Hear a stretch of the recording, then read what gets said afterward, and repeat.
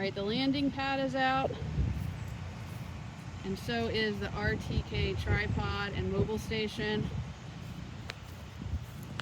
The drone has a battery and an SD card, and it's turned on. It'll automatically connect with the remote controller.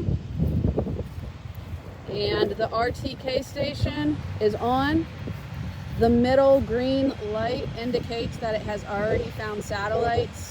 It'll be yellow until it finds satellites, but it happened pretty quickly. It can take up to 20 minutes though. So at this point, both of those things are powered on.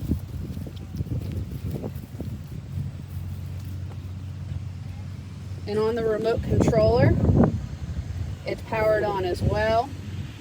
It'll automatically connect with the drone, and we will have to prompt it to connect with the RTK mobile station.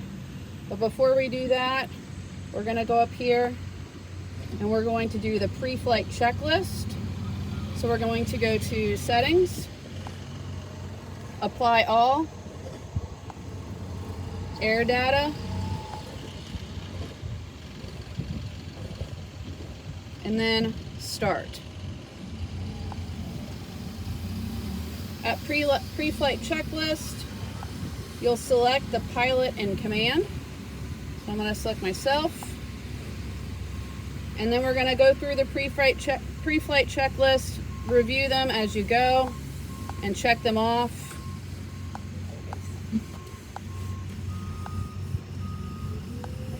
We've done this flight multiple times, so these have already been checked.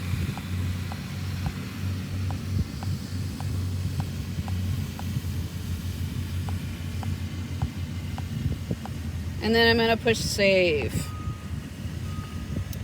So at this point, I need to get back to the Phantom 4 software. So I'm going to swipe up from the bottom, and I'm going to press that center black or white circle on the black screen. And then I'm going to push the back button until I'm back to this home screen. Now I'm going to fly a flight that we have flown in the past, so it's already been planned. So I'm going to go directly to fly. If flying a new flight that has not been flown in the past, then I would start with plan. But for things that have already been programmed into there, I'm going to go directly to flight. I'm going to come around here because I can see trees. All right. There we go. Now I'm going to tell the remote control to talk to the RTK mobile station. So I'm going to go up to the upper right-hand corner, the three dots. I'm going to go to RTK, and down at RTK service type, I'm going to select DRTK2 mobile station and confirm. It'll take a few minutes. Now my remote controller is going to connect to the RTK station. When it does that, it automatically disconnects from the drone for a moment, but after it makes that connection with the RTK station, it will then reconnect with the drone, and all three things will be talking to each other. So at this point, the upper bar in the top right hand or the top corner tells me that I'm ready to go. Sometimes you have to calibrate your compass. It seems like it's every 3 or 4 times we go out, so I'm going to go ahead and do that.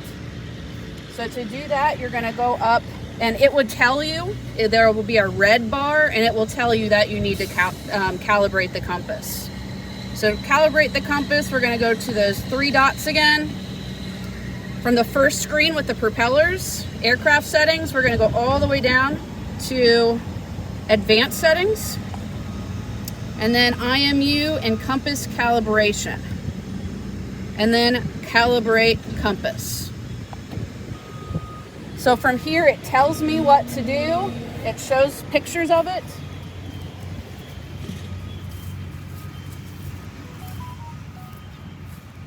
But basically, I'm going to make one full circle with the drone upright, and then I'm going to turn it on its side and make another full circle. At this point, it should be calibrated. And the screen will tell us if we did it right.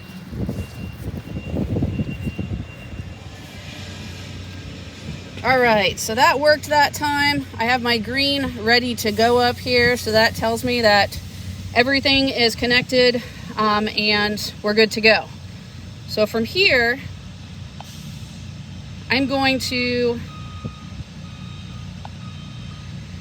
go to executing, and I'm going to go to plan. So I'm going to change, I don't want executing, I want plan. So from there, these are all of the flights that have already been pre-planned. And I'm gonna go to Brooks Park. There's my flight pattern that already has been planned, and I'm gonna press invoke. Start. Okay to precautions. And then slide to execute. Start operation.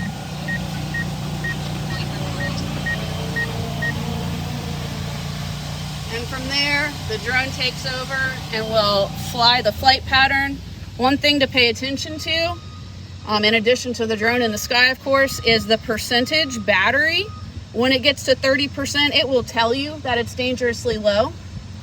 And when it gets to 30%, you're gonna wanna go ahead and push pause and then bring it home. All right, so now it's actually flying. We can see that arrow moving.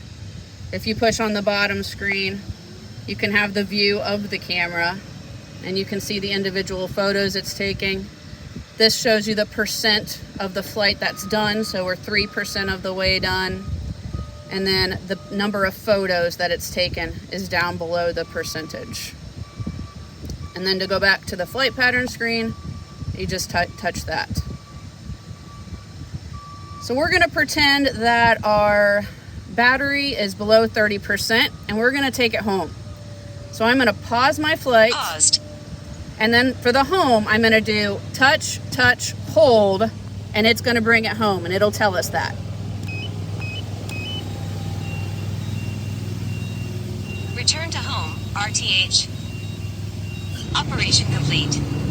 At this point, you're gonna get this work effect confirmation letter that's gonna make it look like you're done with your flight. You're not. You just paused it. We're gonna be able to go back to that exact same position that we left off on after we change our battery.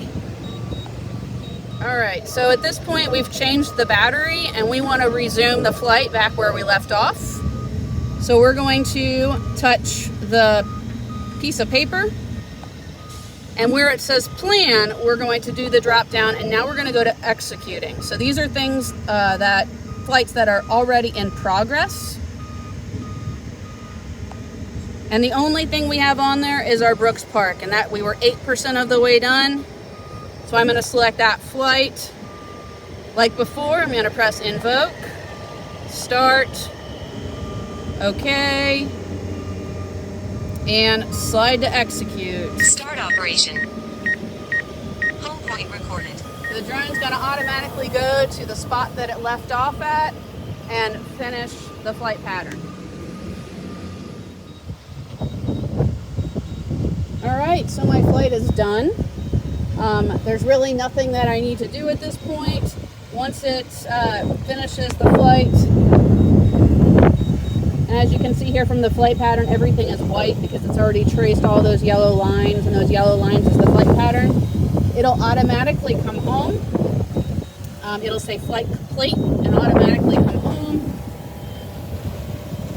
It'll land itself, starting to fight the wind. It's getting a little windy. And then it automatically shuts off its propellers. Severely low battery for RTK2 mobile station. Please change the battery. That's telling me that my mobile station battery is getting low. So if I were to continue using it, I'd want to change out the black battery in the RTK mobile station. But at this point, my flight is done, and from here all I need to do is shut off all of my units and put everything away and take that SD card back to be uploaded.